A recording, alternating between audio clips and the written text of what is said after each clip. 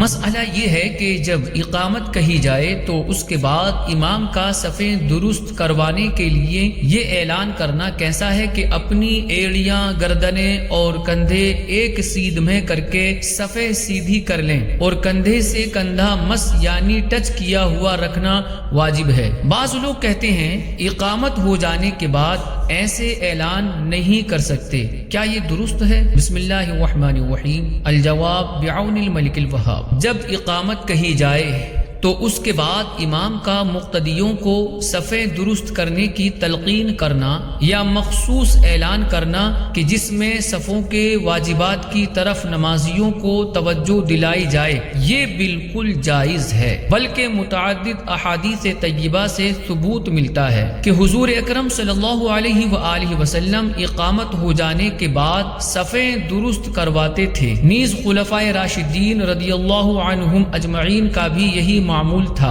حضرت سیدنا نعمان بن بشیر رضی اللہ تعالی عنہ ارشاد فرماتے ہیں کہ رسول اللہ صلی اللہ علیہ وآلہ وسلم ہماری صفیں اتنی سیدھی کرواتے تھے کہ گویا ان کے ذریعے تیروں کو سیدھا کرتے ہوں، حتیٰ کہ حضور صلی اللہ علیہ وآلہ وسلم نے دیکھا کہ ہم یہ بات سمجھ گئے ہیں۔ پھر ایک دن حضور صلی اللہ علیہ وآلہ وسلم نماز کے لیے تشریف لائے اور قریب تھا کہ نماز کے لیے تکبیر تحریمہ کہتے کہ اچانک آپ صلی اللہ علیہ وآلہ وسلم کی نظر مبارک ایک ایسے شخص پر پڑی جو صف سے اپنے سینے کو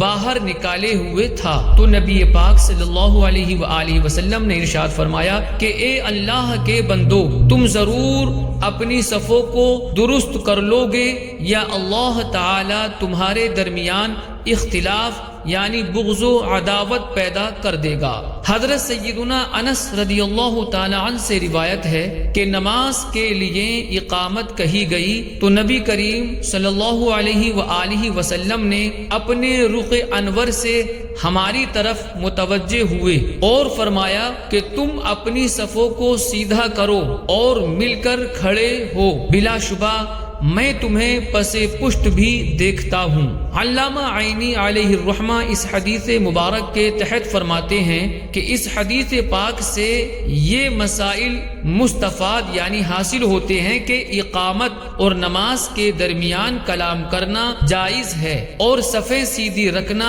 واجب ہے، اور اس میں نبی پاک صلی اللہ علیہ وآلہ وسلم کے ایک معجزے کا ثبوت ہے۔ خلفائے راشدین رضی اللہ عنہم اجمعین کا بھی یہی معمول تھا، چنانچہ امام ترمذی علیہ الرحمہ نقل فرماتے ہیں کہ حضرت سیدنا عمر فاروق رضی اللہ تعالی عنہ سے مروی ہے کہ آپ رضی اللہ تعالی عنہ ایک شخص کو نماز کی صفیں سیدھی کرنے کے لیے مقرر فرماتے اور اس وقت تک نماز کی تکبیر نہ کہتے جب تک کہ وہ خبر نہ دے دیتا کہ صفیں سیدھی ہو چکی ہیں، اور حضرت سیدنا علی المرتضی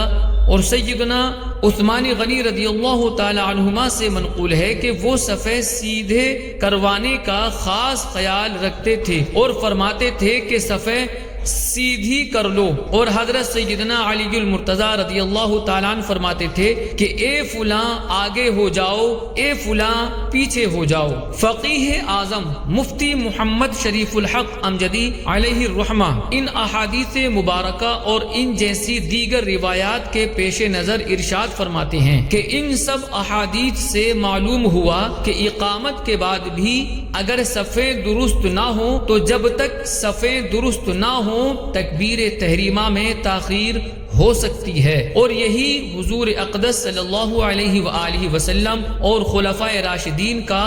معمول تھا۔ واللہ اعلم تبارک و تعالی ورسولہ اعلم صلی اللہ علیہ وسلم۔